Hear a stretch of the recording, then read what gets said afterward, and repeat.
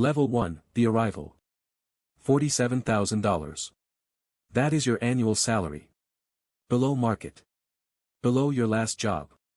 You take it because the equity is interesting and the founder talked for 90 minutes without stopping, and somewhere around minute 40 you believed him. You will find out later that certainty is a skill he practices. The office is a converted warehouse off Howard Street. 46 people before you. You are employee 47. Nobody announces it. There is no plaque. Your laptop is in a box on a folding table. There is a post-it on top. Welcome. Please set up. Someone has drawn a small smiley face. You don't know who. You open Slack. 11 channels. One of them is called #fires. It has 4,200 messages. The most recent was sent at 2:47 a.m. The CTO is already on a call. He holds up one finger when he sees you. You wait 19 minutes. He shows you where the coffee is, says the codebase is mostly self-explanatory, and then disappears for the rest of the day. The coffee smells like burnt plastic. You pour a cup anyway. The kitchen has a sign that says label your food. Someone hasn't.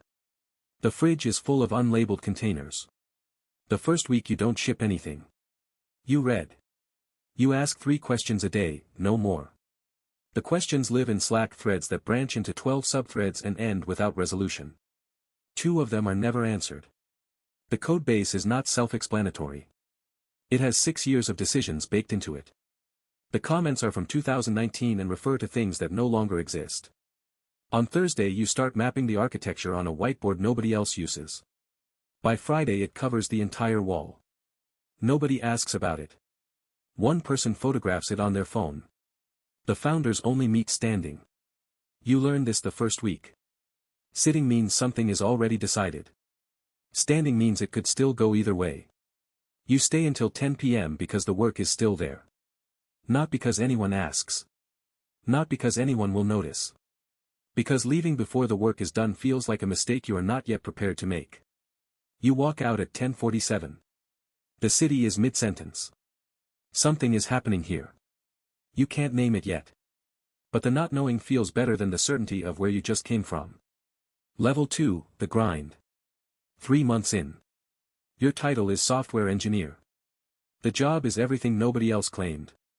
You are shipping features, writing internal tools, debugging the payment integration, updating the help docs, and covering sales demos when the sales rep is sick.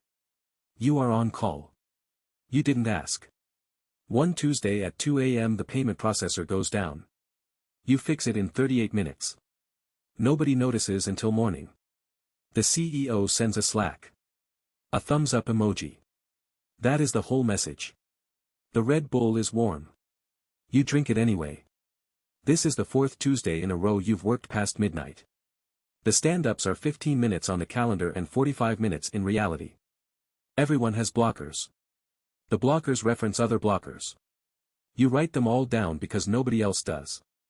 You are not a designer. You redesign the onboarding flow anyway because the designer left in March and nobody hired a replacement.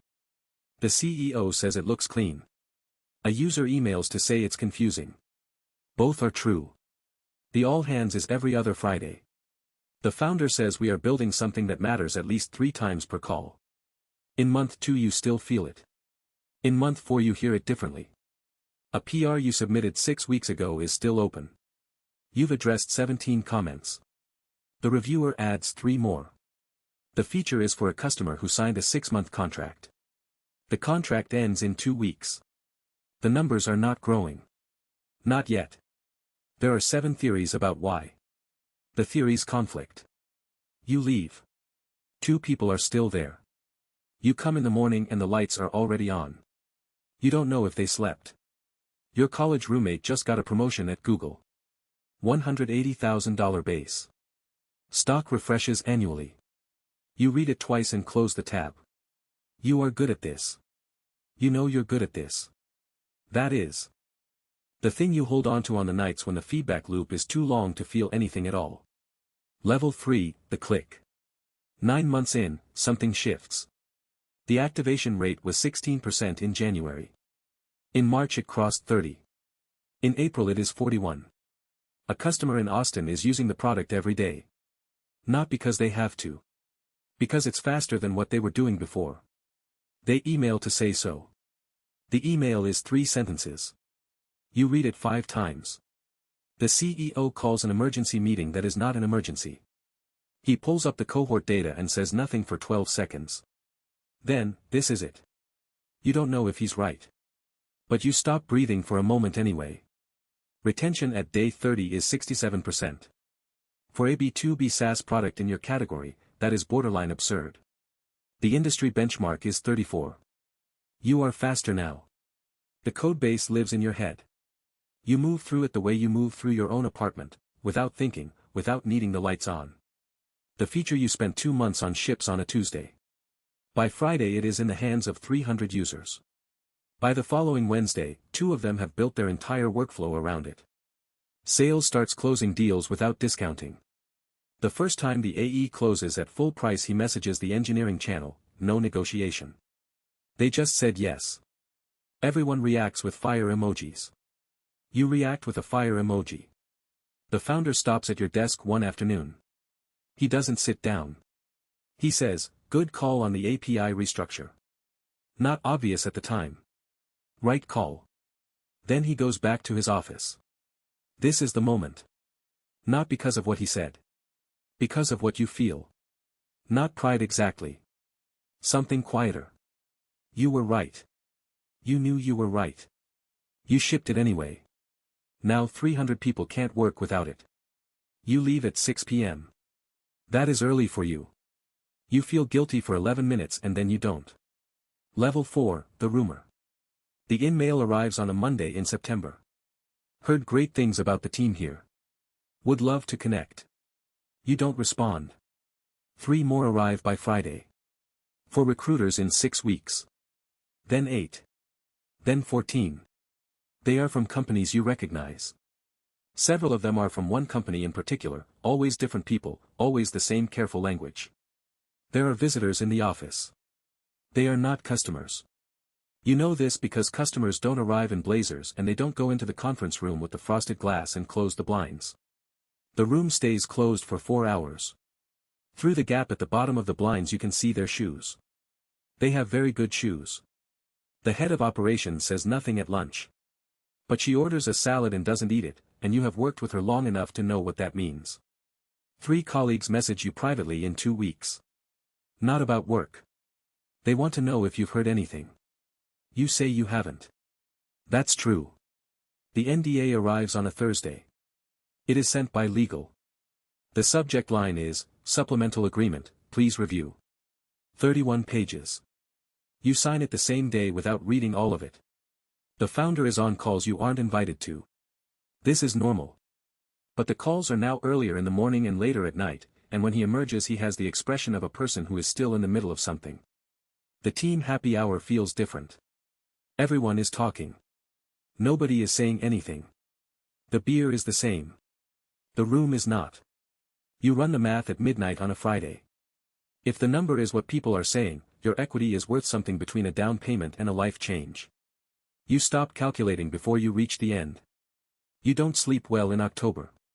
It is a specific kind of uncomfortable, not fear, but the sensation of standing at the edge of something that hasn't landed yet. Level 5, the lawyers. The lawyers arrive on November 4th. There are 6 of them.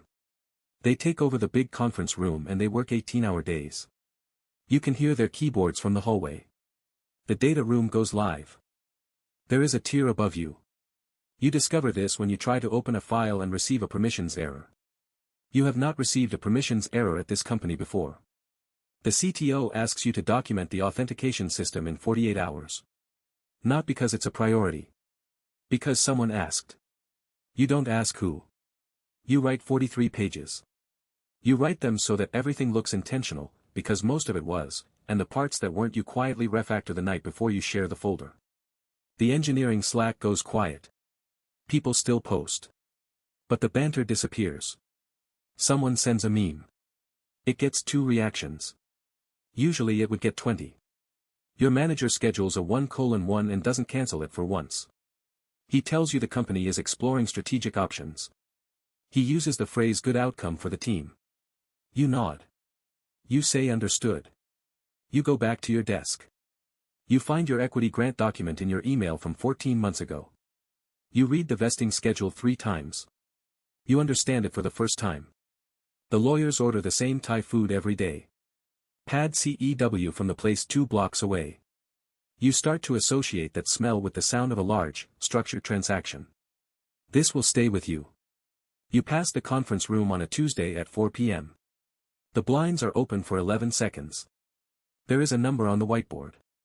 You see it. You keep walking. You text your partner. Nothing yet. That is what you say. That is technically true. At midnight the conference room is still lit. You leave. They don't. Level 6, the signing. The invite lands at 9:17 a.m. on a Wednesday. Required attendance. 2 p.m. Thursday. In 2 years at this company there have been no mandatory all hands. You know before you open it. The entire company is standing. 61 people. You were 47. The room has the particular stillness of a group of people who all already know the shape of what is about to be said. He doesn't use slides. He says, "We've signed a definitive agreement to be acquired by Google." The stillness lasts 2 seconds. Then it breaks into the specific sound of 60 people processing something that was expected and still somehow surprising. You don't reach for your phone. You are already doing the math in your head. 11 months of vesting remain. The deal closes in Q1. You will be employed through closing. Someone produces a bottle of moat. You don't know where it came from. You drink from a plastic cup and taste it the way you taste things when you are not fully present. He shakes hands with everyone. When he gets to you he pauses a moment longer than the others. He says, "You were here early. That matters." You say thank you. You mean it. You also know it is not the whole story. The questions arrive immediately. In the parking lot. In Slack DMs at 10 p.m. What happens to the team? Who gets absorbed? What happens to the product? Nobody knows yet. The acquisition documents don't cover that. The deposit arrives in February. After taxes, after the strike price, after the secondary sale structure you didn't fully understand at the time, $1.4 million. You sit with it for a long time. You sit at your desk after everyone has gone home. The office looks the same. It isn't. You close your laptop. The office smells like dry cleaning and takeout and 3 years of things you decided. That smell will stay with you longer than the number will. Level 7, the wait. The deal is signed. The deal has not closed. There is a difference and you now live inside it. 90 days. Regulatory review, integration planning, HR processing. You are still a Helix employee. You will be for another 3 months. This is the most precise kind of uncertainty there is. Googlers start attending your planning meetings on week 3. They are polite. They take good notes. They say things like, "We'll need to socialize this with the PM org," and "Let's get alignment before the next planning cycle." You nod. You write down the vocabulary. Your roadmap is under review. Not by you. Features you scoped are marked pending prioritization. A feature you shipped 6 months ago is being evaluated for rollback. You are asked for documentation you already wrote and you send the same 43 pages again. 3 people leave before the deal closes. They forfeit accelerated vesting. One of them gets a competing offer at $240,000 base. She takes it. She is not wrong to take it. But she won't be on the cap table when the wire clears. The desks empty in stages.